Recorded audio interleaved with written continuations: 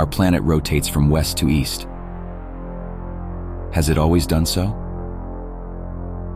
In this rotation from west to east, the sun is seen to rise in the east and set in the west. But was the east the primeval and only place of the sunrise?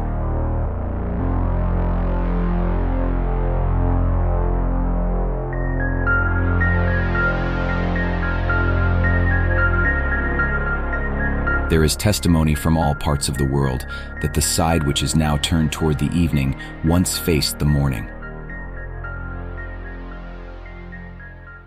In the second book of his history, Herodotus relates his conversations with Egyptian priests on his visit to Egypt sometime during the second half of the 5th century before the present era.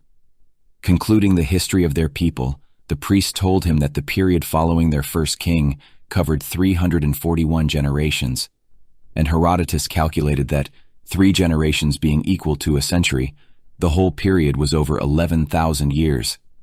The priests asserted that within historical ages, and since Egypt became a kingdom, 4 times in this period the sun rose contrary to his wont. Twice he rose where he now sets, and twice he set where he now rises. This passage has been the subject of exhaustive explanations, the authors of which tried to devise every possible explanation of the phenomenon, but failed to consider the meaning which was plainly stated by the priests of Egypt, and their efforts through the centuries have remained fruitless. The famous chronologist of the 16th century, Joseph Scaliger, pondered the question of whether the Sothis period, or time reckoning by years of 365 days, which, when compared with the Julian calendar, accumulated an error of a full year in 1,461 years, was hinted at by this passage in Herodotus, and remarked, "No reversal of sunrise and sunset takes place in a Sothis period." Pomponius Mela, a Latin author of the 1st century, wrote, "The Egyptians pride themselves on being the most ancient people in the world.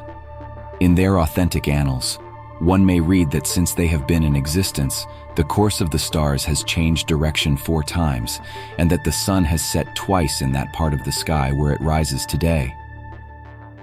If in Mela's time there were Egyptian historical records which referred to the rising of the sun in the west, we ought to investigate the old Egyptian literary sources existing today. The magical Papyrus Harris speaks of a cosmic upheaval of fire and water when the south becomes north and the earth turns over. In the Papyrus Ipuwer, it is similarly stated that the land turns over, as does a potter's wheel, and the earth turned upside down. This papyrus bewails the terrible devastation wrought by the upheaval of nature.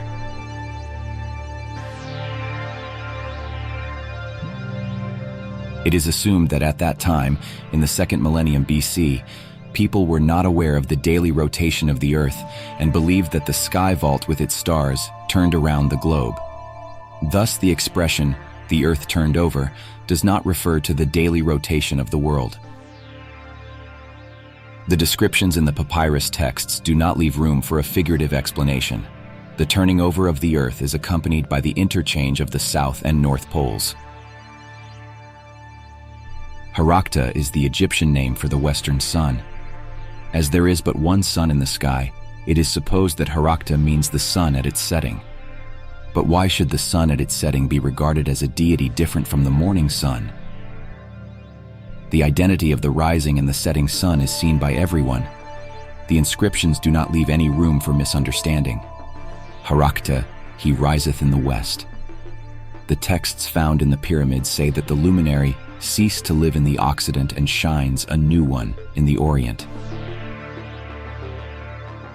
After the reversal of direction, whenever it may have occurred, the words west and sunrise were no longer synonymous, and it was necessary to clarify references by adding the west, which is at the sun setting. In the tomb of Senenmut, the builder of Queen Hatshepsut, a panel on the ceiling shows the celestial sphere with the signs of the zodiac and other constellations in a reversed orientation of the southern sky. The end of the Middle Kingdom predated the time of the queen by several centuries. The astronomical ceiling showing a reversed orientation must have been an established chart, made obsolete several centuries earlier. A characteristic feature of the Senenmut ceiling is the strange astronomical orientation of the southern panel.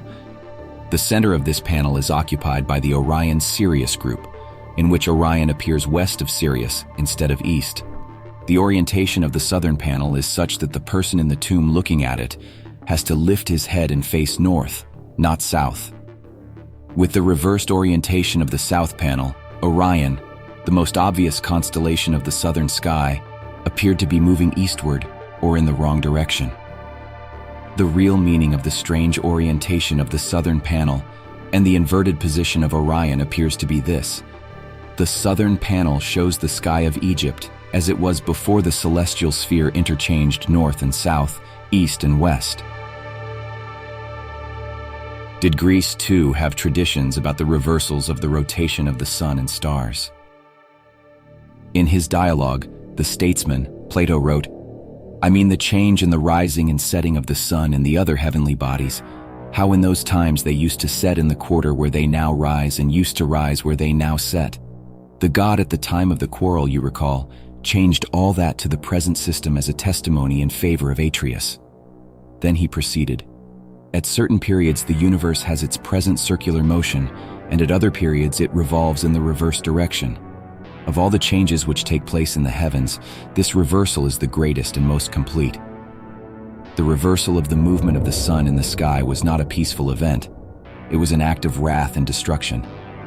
Plato continues, "There is at that time great destruction of animals in general, and only a small part of the human race survives." The reversal of the movement of the sun was referred to by many Greek authors before and after Plato. According to a short fragment in a historical drama by Sophocles, the sun rises in the east only since its course was reversed. Zeus changed the course of the sun, causing it to rise in the east and not in the west.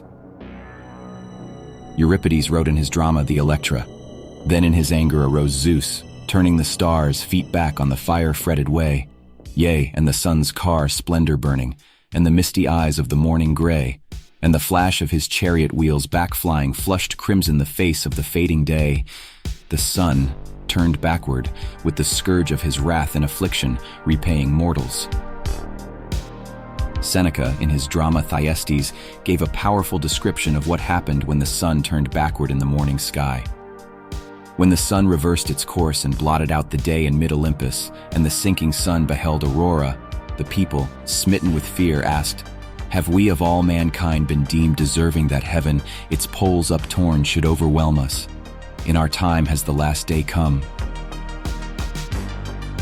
The early Greek philosophers, and especially Pythagoras, would have known about the reversal of the revolution of the sky if it occurred.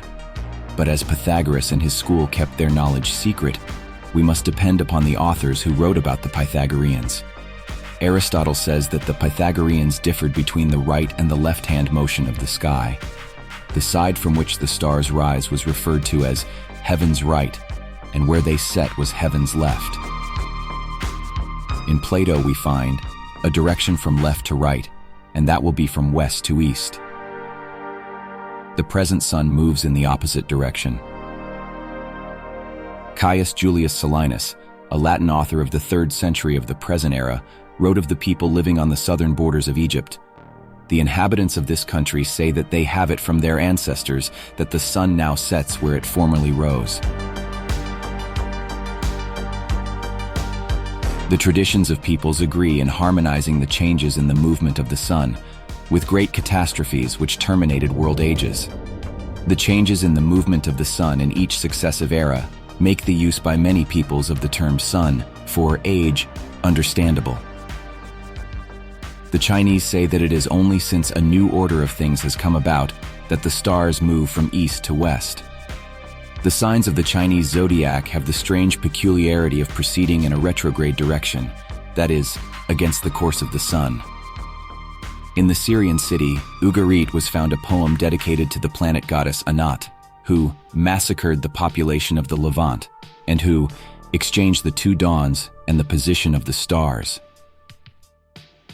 The reversal of east and west, if combined with the reversal of north and south, would turn the constellations of the north into constellations of the south and show them in reversed order, as in the chart of the southern sky on the ceiling of Senenmut's tomb.